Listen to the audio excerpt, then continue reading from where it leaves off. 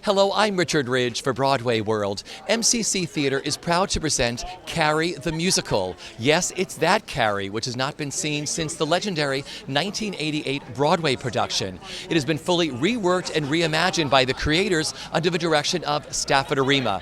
It stars Marin Mazzie and Molly Ranson, and we're here at the first sold-out preview performance to give you a sneak peek at Carrie. What can I possibly do to squeeze in now? Why not now? When will I belong to where I am? Damn, my whole life feels wrong. What if I do? Snap, holy crap, I crawl out of my skin. And so will you, 'cause life just doesn't begin until you're in. Congratulations. First preview, sold out. How do you all feel tonight? Excited to be doing this again. It's been a great experience being able to be with MCC and having them nurture this piece and coming back with this creative team. It's been a dream. Lawrence? Extremely psyched and a little out of body. Truly out of body. Yeah, I think I'm hovering somewhere over New Jersey at this point. But we have a wonderful cast, a sensational director, and a wonderful supportive production team. So we're just putting ourselves in their hands. See, what I love about this is that you're given a chance to revisit something that should have been really wonderful the first time around, and maybe it was for you in a different kind of way, but you're given this opportunity to revisit this great material, what that means to the three of you. Yeah. It's, we've done a lot of projects in our careers. Rarely do you get the opportunity to go back and do something again. With a movie, you don't have that opportunity. The movie is finished, it's done. So this has really been a great thing to be able to come back to this material, look at it again, see how we feel it's relevant to doing in today's times with the themes of bullying, with the religious right, themes that were explored by Stephen King in 1974 that seem only more contemporary today. It's seriously wonderful to have a second chance to go back and look at a project that is no secret we weren't entirely thrilled with the first time around, and to try to match the musical that was in our minds that prompted the three of us all those years ago to write it, and to take another look at it now. So we're out of our socks with that kind of pleasure. And what's most gratifying is that all of the people with whom we're working on this are younger. And this material spoke to them. They remembered it. They sought us out. They worked very, very hard to get us to relent and come back to work on something like this. So obviously, all these years later, the material still speaks to another generation. I had the fondest memories because I saw the second preview of this, and I had a dynamite time at this show. I know there were issues with this show, but I still had a really, really great time at the show. What are your best memories of the original?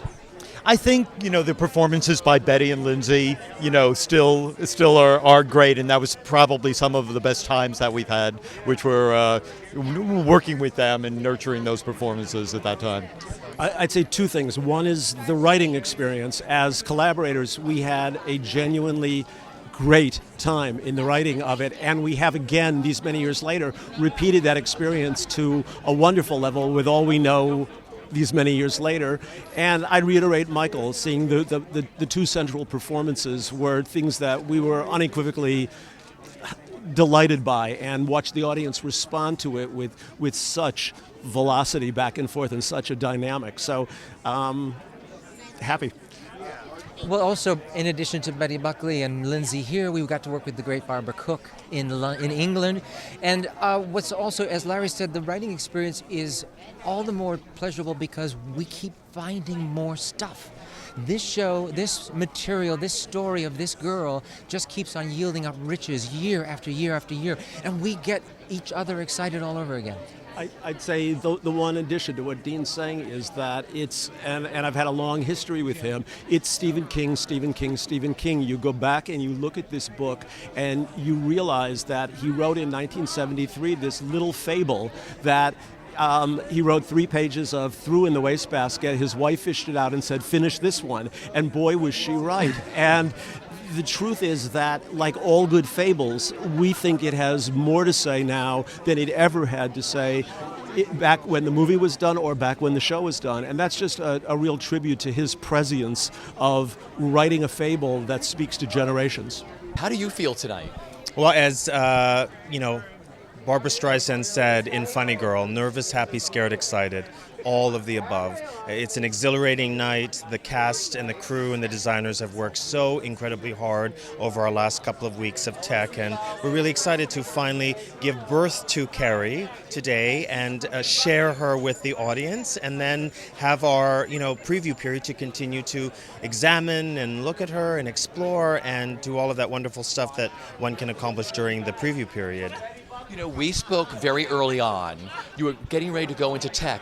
What was the tech time in the theater like? Tell me what that was like for you. Well, the tech time was terrific because, we have an extraordinary group of artisans who've come together to bring all of their riches of experience and creativity to the process. So it was a wonderful kind of bag of, let's try this and let's try that. Oh, well, try that. And just really coming together and exploring all the different possibilities of bringing the show to life through a technical way. It was truly an experience for us all.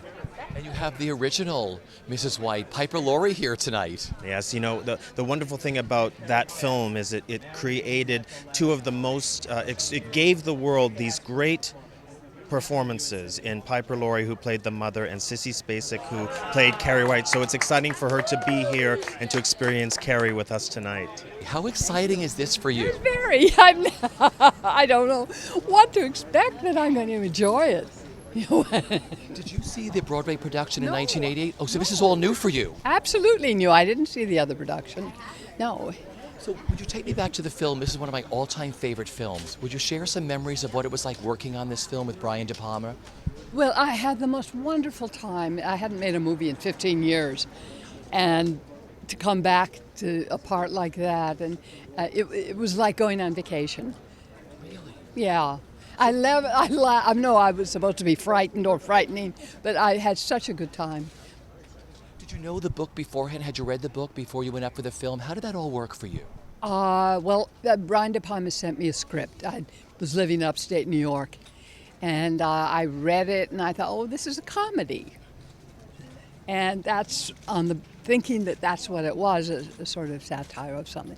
I accepted, and during rehearsal, I found out that my comedic bits he didn't like. He said, wait a minute, people, you're going to get a laugh if you do that. So it turned into something else? Yes. Just talk about what you love about the role and what you like about the film. It's such a cult classic, this film. Why do you think that is? There's something about the use of youth and vitality in it, sexuality in a refreshing way. I just think it was a great fun movie to see. And working with Sissy Spacek and John Travolta and Nancy Allen, all the great people in that film, what that was like for you? Well, none of them were big stars. It was, I think, Sissy's second movie. And we worked together again later on as sisters. And I was the sweet sister, and she was the mean one in The Grass Harp. So that was lovely. John Travolta was charming, and who knew he was going to be the powerhouse he became. That everybody was very nice, and worked hard. And you were nominated for an Academy Award for this. Do you remember? Yeah, tell me about that. Such a surprise, my goodness. I didn't think that Academy members went to see horror movies. Because I didn't really think it was a horror movie. I'm not sure what it was, but I didn't think it was, and it was amazing that I was nominated. So they told you anything about tonight, what to expect or anything? I have no idea, except somebody else is going to do the work. Well, there's the history of the piece is we've been 2 years of doing workshops on the piece. And then we had a regular rehearsal process where we spent 5 weeks normally rehearsing the piece. And then this last 2 weeks, we've been in the theater with tech. It's a very, very complicated tech with its projections and sound and microphones and lights and lights and lights and lights. And it's all in a very small theater. It's all in a very small theater. So trying to get the balance and the tone right of the piece as it relates to the lights, as it relates to the sound, as it relates to the projections, as it relates to the acting and telling of the story. That's been what we've been working on, and it's been difficult. And tonight's the first big test. Here we go publicly with it. What attracted you? Did you know Carrie originally? How did you want to do this? I heard about Carrie. I knew about Carrie. I was on Broadway at that time, so I didn't really see it. But what attracted me, first of all, my partner Bernie Telsey loved it, and he brought it to us, and me and Will, Will Cantler, who's the other artistic director. And honestly, this is what a musical should be. In my world, I'm an old man in that sense. I'm old school. There's a real story here. There's a real score here. Dare I say it, there's real choreography here. The actors are obligated to perform, sing, act, and dance. They are obligated to create characters that are in three-dimensional and have substantive expression. The complexity of the score is not a single line melody. There is many, many chord structures in here that are profound and complex and significant, and it all in support of the telling of the story. And the bones of this story are terrific. And also au courant. Bullying right now is very au courant in terms of our society. So there's, I think, a tremendous opportunity for the theme of bullying to be presented in the musical. I think it's a tremendous opportunity with this wonderful director, Stafford Arima, and the collaborators, the creators, who are revisiting what courage they have to come back and finally revisit this piece. And all the creatives in reimagining and re-envisioning it. It's been a wonderful experience. It's been really heartening and heartwarming, and it says a lot about the courage of artists. The fact that these three guys came back and decided to tackle it again after the first time. The fact that it asks of an audience to open their hearts. It asks of an audience to look at themselves. And asks of an audience to, it's not syrupy, it's not sentimental. It's not a story that's necessarily easy to take, but it's enthralling. And it's so contemporary in terms of what, theater's a great mirror, isn't it? And this is a mirror worth looking at. That's why I think this is so perfect for MCC. I mean, you're bold in what you do. It's a big step for you to do this musical, isn't it? Or a musical of this size. Both. Big step for us to do a musical and big step for us to do a musical of this size. It's way over our head in terms of our resources.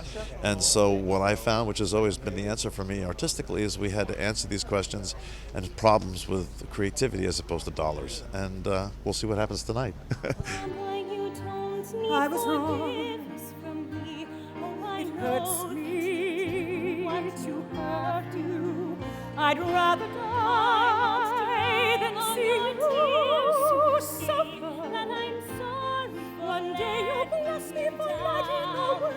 Won't you bless me now? Inside your heart, that's where forgiveness must start. Show me the mercy that you've always shown. We have no one except each other.